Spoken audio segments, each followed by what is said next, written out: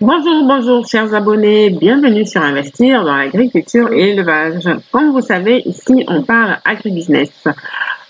Parlons aujourd'hui du vaccin chez les poussins.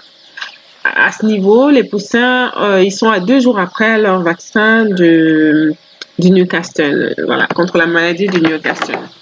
Et en fait, je ne sais pas exactement comment remédier à ça, mais après chaque vaccin, et on accuse des pertes, en fait. On a essayé quand même de faire un maximum de recherches et adapter la méthode de vaccination et tout. C'est vrai qu'il y a beaucoup moins à ce jour de pertes lorsqu'on vaccine, mais quand même, il y a toujours de pertes. Mais je comprends aussi que le vaccin, ce soit quelque chose d'assez agressif, parce que même nous, les êtres humains, lorsqu'on vaccine les bébés, on est souvent malade le lendemain ou bien malade le même jour. Donc, c'est la même chose que subissent les poussins. Donc, les poussins qui étaient déjà mal en point à la base, et ben eux, ils partent quoi en fait. Mais bon, ça fait quand même mal en tant qu'agriculteur de voir des poussins mourir après un vaccin. Par exemple, le vaccin qu'on a eu à faire il y a 3 jours, on a eu pratiquement 10 poussins qui sont partis. Enfin, vous direz que c'est pas beaucoup sur une bande de 1000, mais bon, ça fait toujours quand même mal de voir ça. Avant, c'était beaucoup plus. Hein. Avant, on avait des 15, des 17 poussins qui mouraient. Surtout lorsque les vétérinaires ils arrivaient avec leurs stagiaires, chacun piqué à gauche, à droite. Maintenant, on a essayé de demander à ce que le vétérinaire vienne seul ou qu'il vienne avec ses plus proches collaborateurs expérimentés.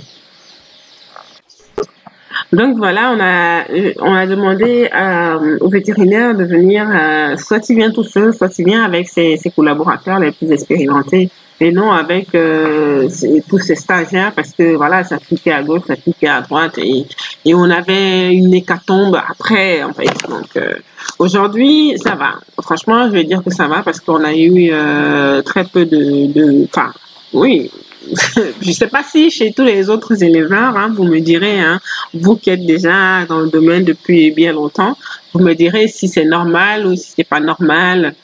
Voilà, parce que j'ai toujours, ça me fait toujours mal en fait de voir qu'il y a des poussins qui meurent comme ça juste après les vaccins. Donc c'est un peu délicat. C'est pour ça que franchement, je préfère les vaccins qu'on administre de façon orale.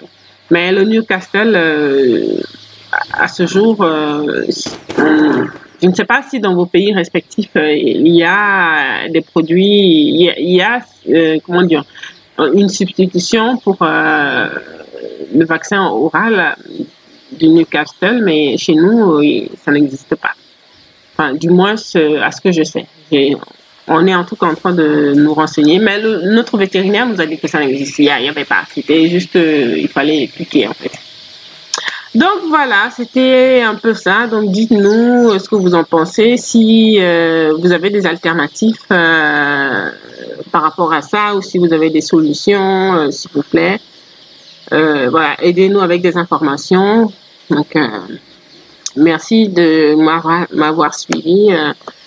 Merci de vous abonner à ma chaîne. Je vous souhaite une bonne journée et bon courage à tous les éleveurs qui accusent des pertes.